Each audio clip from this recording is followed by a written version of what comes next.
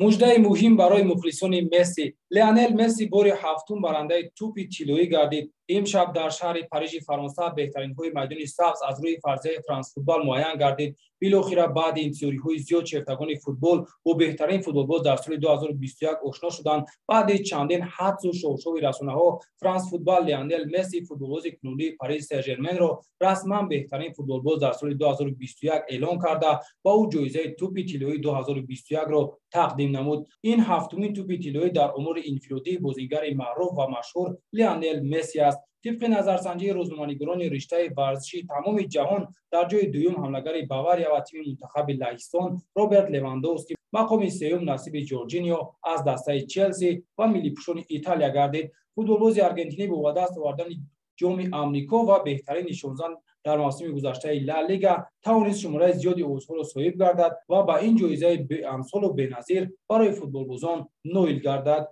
تیم لندنی چلسی تحت رهبری توماس توخل در موسم گذشته غالب لیگ قهرمان‌های اروپا گردید. فرانس فوتبال با این تیم جایزه بهترین باشگاه را در تمام 10 رودون داد. برنده جایزه لیف یاشین که مسئله به بهترین دروازه‌بان سپرده می شود نصیب دروازه‌بان تیم منتخب ایتالیا جان لویجی دوناروما گردید.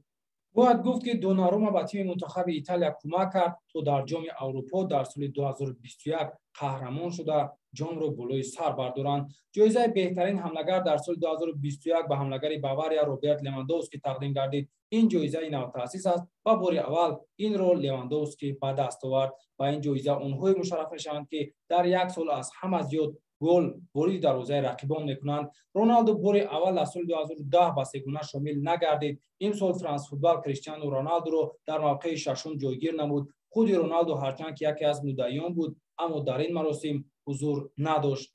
با شما بودم من ضیاءالدین نظرов، شورای ورزشی رادیوی تاجیکستان و به همه شما آرزوی موفقیت دارم. پیروز و پاینده باشید.